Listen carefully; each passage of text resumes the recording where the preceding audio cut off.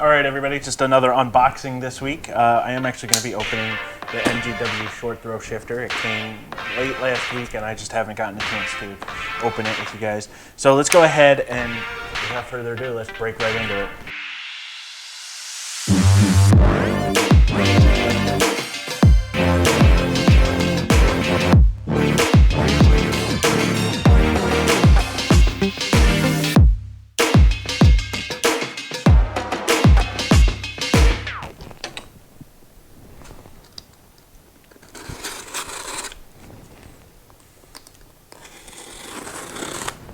All right, so this is a fairly popular mod. I know a lot of people do this if they own a manual C5.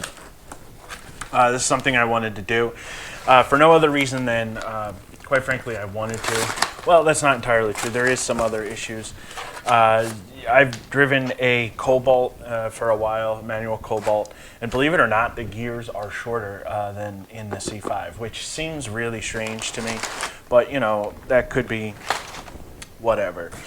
So I wanted to definitely upgrade to the short throw shifter. This is certainly not going to make me the fastest downhill drifter on Mount Akina, but it's definitely, I think, going to be a fun mod and something I'm going to enjoy once I get it in.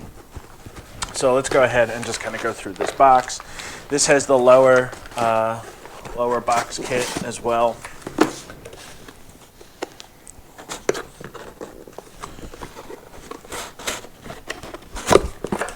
Everything seems really well wrapped. There's additional soundproofing, all the hardware you're going to need.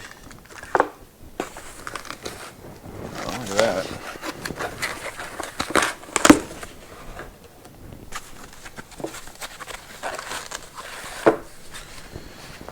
That's nice looking. I believe that this is not metal stock. I believe stock, let me move this out of the way.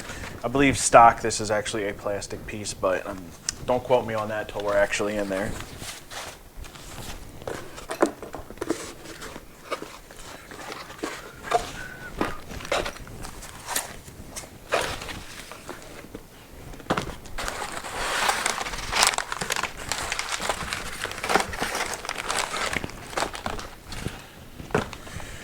Mounting bolts. Sticker, because everybody loves stickers, always adds 5 extra horsepower. Tool for tightening things, hex wrench and stuff. Go ahead and pop this bad boy open.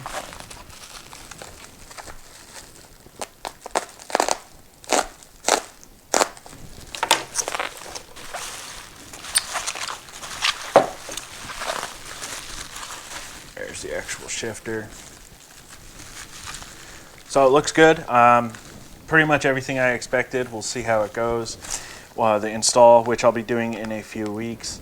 Actually, probably later this week if everything goes all right. So that's pretty much it, guys. Completely unexciting, super short. Don't really have much else to say. I am going to go through and make sure that everything that's supposed to be here is here.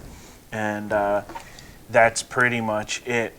One thing I did want to say about this kit is that, not about this kit, sorry. One thing I did want to say about the Corvette is there's a lot going on right now. I have the short throw coming. Of course, we opened the Redline Goods last week. And the exhaust system we're going to be working on as well. In addition, I put it off long enough. Unfortunately, I got stuck with the column lock issue, so the Corvette's out of commission at least for a few days while I wait for those parts. So there's just a lot going on with the Corvette at the moment. That being said, looking forward to getting working on the Corvette and learning more about it. So with that, I will see you on the next episode. All right, one thing I did want to mention, it looks like everything's good. One thing I did want to mention that I completely forgot is the pricing on this. MGW tends to be a little bit more expensive than some of the other options out there. It was $369, the kit itself, as well as $19, $20 shipping. So it came out to around $390. Pretty expensive if you really think about it, especially because there's a lot of other kits out there that are cheaper.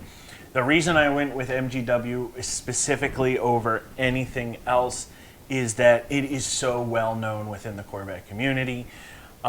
I know I've talked about in the past, like I like to do things that other cars or other people aren't doing to their Corvettes, but there's certain things that you just can't ignore. And for me, it was the shift kit, this specific shift kit. There's people on there who talk about either having a Hearst brand or another brand, and then they talk about getting rid of it to go to the MGW. And I didn't want to mess with any other brands because a lot of people talk about missed shifts, things like that.